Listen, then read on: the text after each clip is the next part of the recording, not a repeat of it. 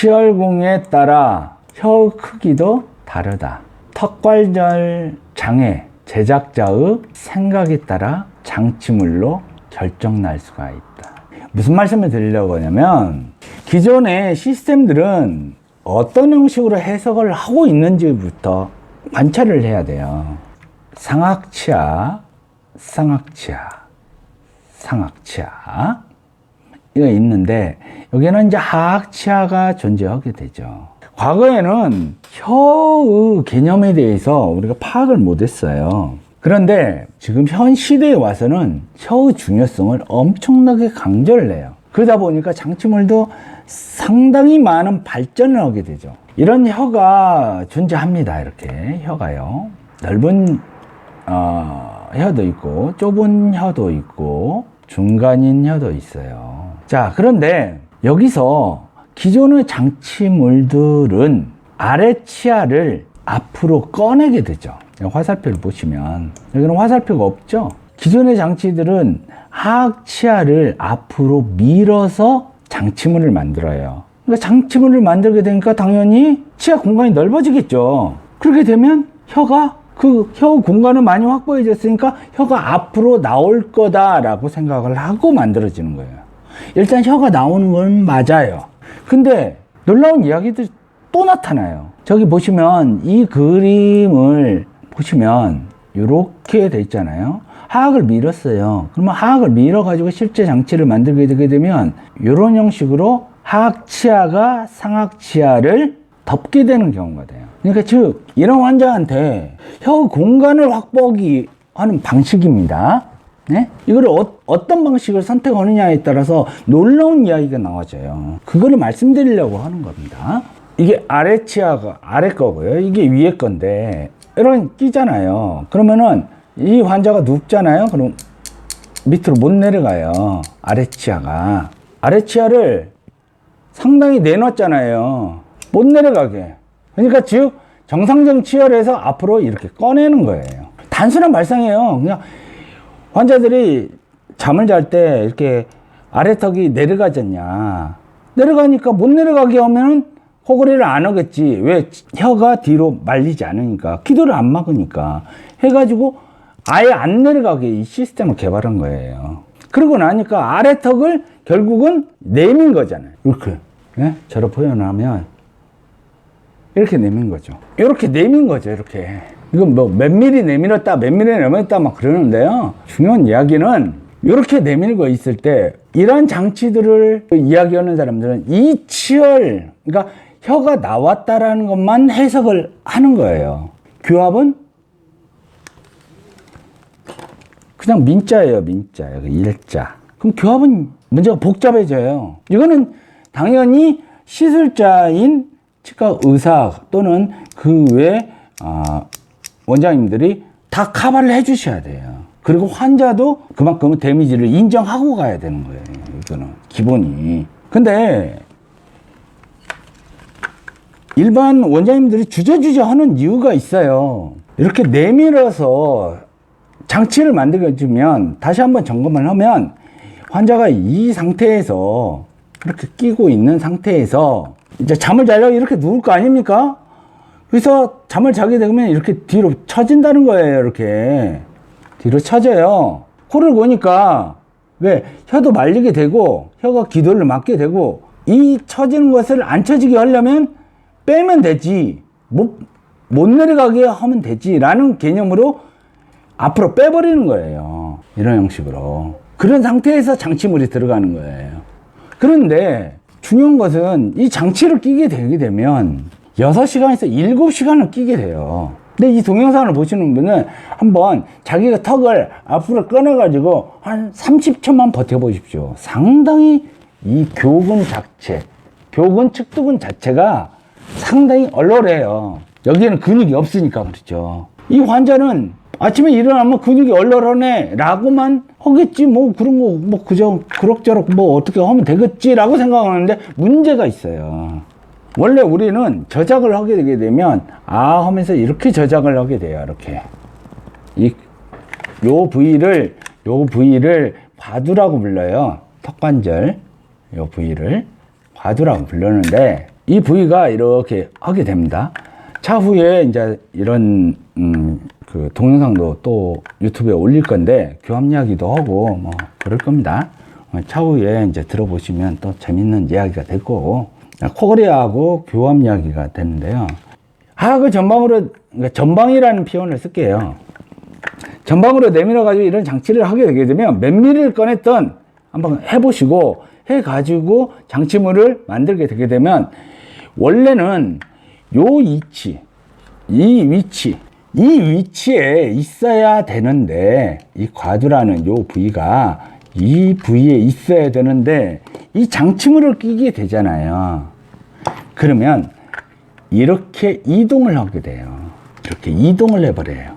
그러면 이 이동은만큼은 데미지를 안고 수면을 치우셔야 되는 이야기가 성립되는 거예요. 이 안에 6시간, 7시간 그거를 하루만 생각하실 게 아니라 일주일, 한 달, 6개월, 1년으로 해석을 하면 턱관절 장애를 일으킬 확률이 높아집니다. 그래서 반드시 시술자의 그러니까 의견을 반드시 이 제작을 해가지고 끼시는 환자분들은 반드시 들으셔야 돼요. 턱관절 장애에 상당한 문제를 일으켜버려요. 근데 그 원천적으로 그것을 장치를 누가 만들어 주냐가 이 문제의 화두예요. 이 장치를 누군가가 만들어 주잖아요. 근데 그게 누구? 치과 기공사의 지식에 따라서 완전히 탈바꿈이 되는 거예요. 환자의 턱관절 이야기가 전면 나오는 거예요.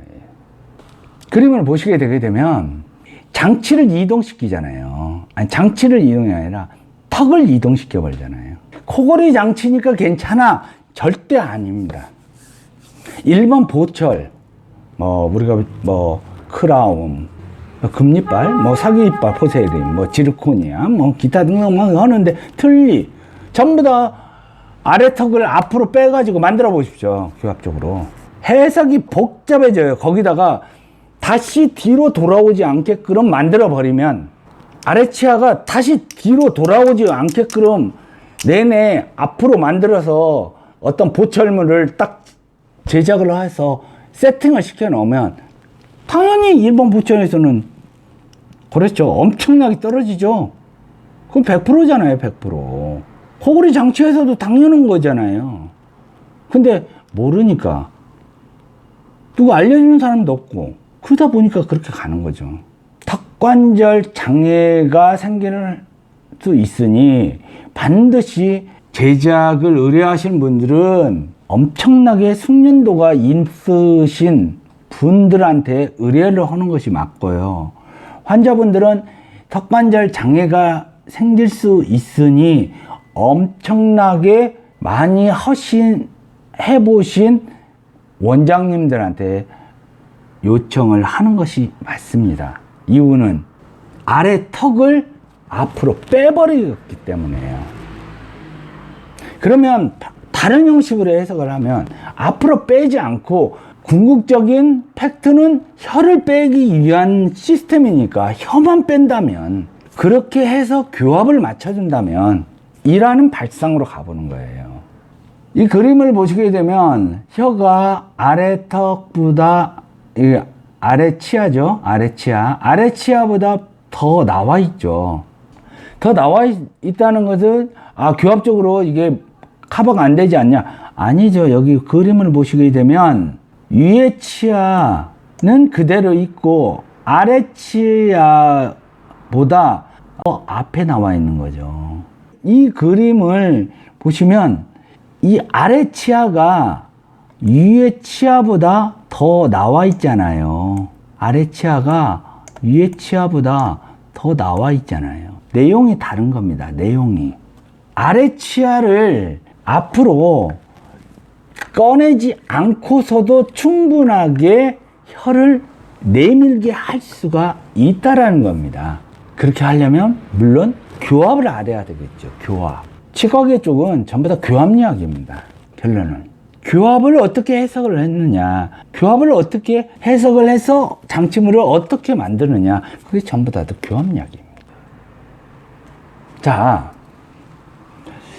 이 아래 치아만 보이니까 이렇게 아래 치아들만 보이고 설명을 하고 혀 이야기하는 거 일반인들도 잘 이해가 안 갈 수도 있어요. 이렇게 그림만 보면. 그래서 이 아래 턱을 이렇게 그림을 그려봤어요. 자, 여기 먼저 문구를 읽어보면 혀를 움직여라. 턱을 움직이면 소리를 줄일지언정 턱관절 장애가 올 수 있다. 혀를 움직여야 됩니다. 혀. 턱을 움직이는 게 아니라 혀요. 소리 줄이려고 더 큰 것이 온다는 사실을 보시면 아래턱을 그려놨는데요. 아래턱을 유심히 관찰을 해보시면 이 턱을 기준으로 잡고요. 혀를 이동시키는 이야기와 턱을 이동시키는 이야기를 턱관절, 그러니까 아래 턱을 놓고 지금 이야기를 하게 되게요. 여기를 센터점으로 잡고요. 기준점으로. 이 기준에서 이 하악고를 여기를 과두라고 그랬습니다. 과두. 이 과두가 혀만 내밀게 되게 되면 과두는 움직임이 없어요. 결국은 정상적인 이제 개폐 운동이라고 하는데요. 그 정도만 하게 되는 거고. 대신에 이제 혀를 움직이게 되는 거죠. 하악고를 움직이는 게 아니라. 그런데 지금 잘못된 발상을 하게 되게 되면 턱을 움직이게 하면 이 턱의 원래 자리에서 이만큼이 내려오게 되는 겁니다. 이만큼이. 당연히 내려왔으니까 그 공간이 넓어졌으니까 혀는 이동을 하게 돼요. 똑같은 원리입니다. 똑같은 원리. 왜 이동하느냐? 왜 이동을 하느냐? 라는 질문을 하면 참 아이러니한데요. 집을 20평 살던 사람이 40평으로 이사를 갔어요. 그러면 20평 그 구간만 사용을 하실 겁니까? 40평 구간을 사용하실 겁니까? 그러면 혀는 그게 아니잖아요. 라는 질문인데, 공간이 넓어지면요, 혀도 거기에 맞춰서 움직이게 돼 있어요. 우리 인체가 그렇습니다. 인체가. 그렇지 않고서는 기존의 턱관절 장치에서 왜 하악을 앞으로 꺼낸 이유 자체를 해석할 수가 없는 거예요. 그걸 부인하면 우리 몸이 어디를 다쳤다 그러게 되면 치유 능력이 있어서 거기를 감싸주듯이 혀도 마찬가지인 거예요. 공간이 넓어지면 턱관절, 그러니까 치아 교정을 했어요. 확장술을 했어요. 그러면 치아의 확장을 했으니까 공간이 넓어지죠. 그만큼의 혀가 자유롭게 움직일 수가 있는 거예요. 그 공간을 노리는 거예요. 그 공간을. 고걸 장치에서는. 여기 아래 그림을 보시게 되면 혀를 내밀 수 있는 시스템으로 개발을 하느냐, 턱을 아예 옮겨가지고 혀를 내밀게 하는 시스템으로 개발을 하느냐에 따라서 완벽하게 달라지는 이야기들. 더불어서 이 장치가 25g에서 30g이에요. 네? 이 장치가. 이러한 장치는 또는 구해천정부에 덮은 이러한 장치는 5, 6g이에요. 5, 6g. 철봉대에 큰 장정이 엄청나게 200kg 나가는 장정이 철봉을 잡고 있다고 생각해 보세요. 그래도.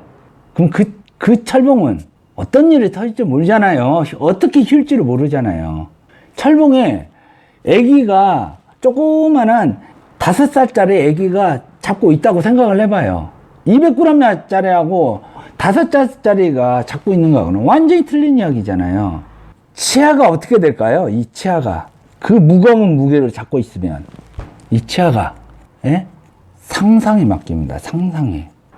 제 거 장치도 이런 게 있는데 그 이야기는 말씀을 안 드릴게요.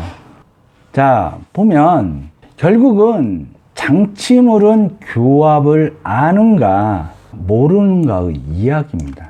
교합을 알면 컨트롤이 가능하죠. 굳이 턱을 움직일 필요는 없죠. 교합을 모르면